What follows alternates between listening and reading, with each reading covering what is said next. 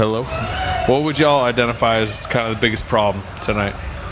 I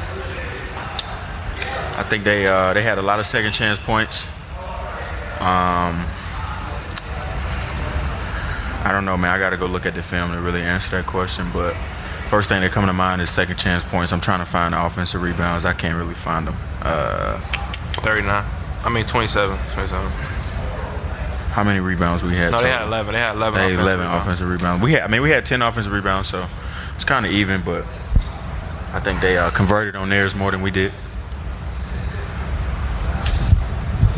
And it's been a couple games now in a row with slow starts to the game. You guys have kind of been digging out of a hole at the start. What do you think has been going on just at the start? I mean, tonight, some of the stuff that Wemby was doing, you don't really have too much of an answer for it. Just kind of hope he misses. But he came out hot. He made a bunch of shots. I feel like we adjusted, fought back in the game.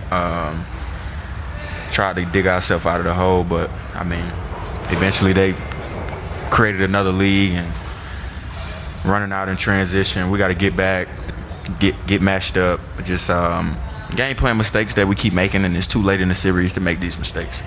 Is it like going under guys on screens? Is it transition defense? It's a little bit of everything. It's a little bit of everything.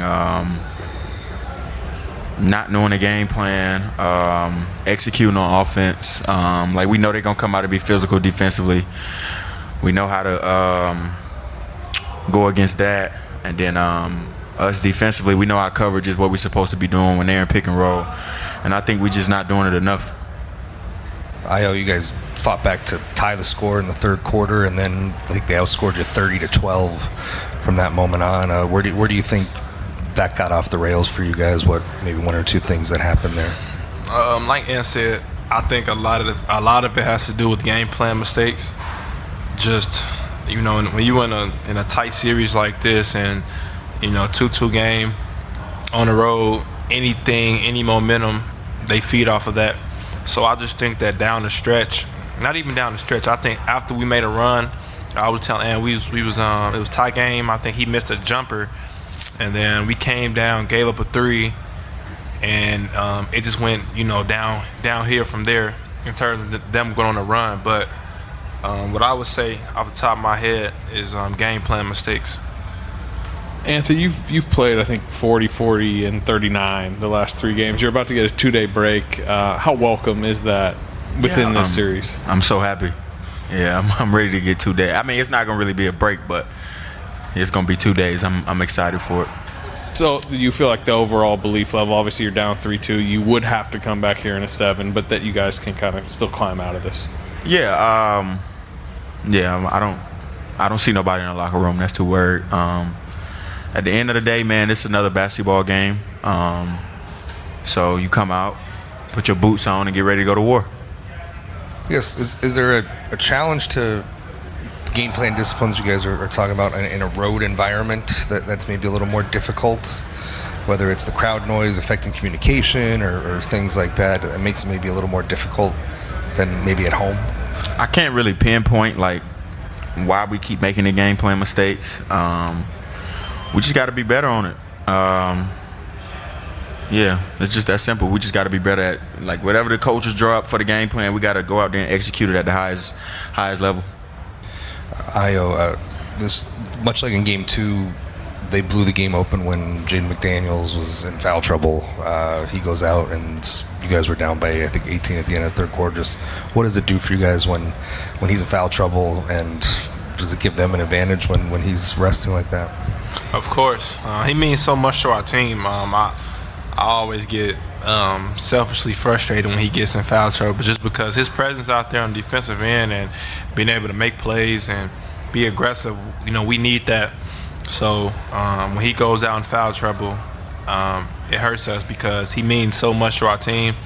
He's one of our anchors defensively, and he been in those positions before also. So yeah, he means a lot to our team for sure. Anthony kind of mentioned what Wemby did early. Is that the type of energy y'all kind of expected from him coming out, considering what happened last game? And I guess from your perspective, how hard is that type of burst for him to contain?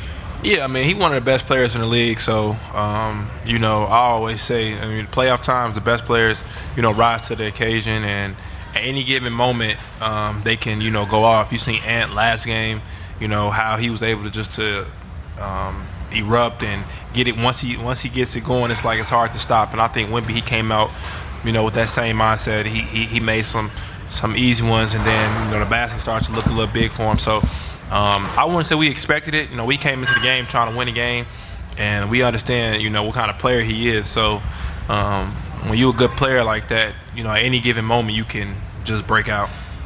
Ant, 2 years ago, you were in this same situation. You lost Game 5 to Denver, and you came back and won the series. What do you maybe draw from that experience, and how did you guys, looking back on it, kind of refocus, backs against the wall, and come back and get that series? We know, like I said, the game plan. We know what we got to do in order to beat the team, and I think everything starts with Jaden McDaniels trying to keep him out of foul trouble, because he's so important to the team. He's so important to us. It hurts everybody when he gets in foul trouble, and some tough calls being made out there against him, man. So it's not too much we can say, but yeah, we try to avoid him getting in foul trouble, and if we can do that, we give ourselves a great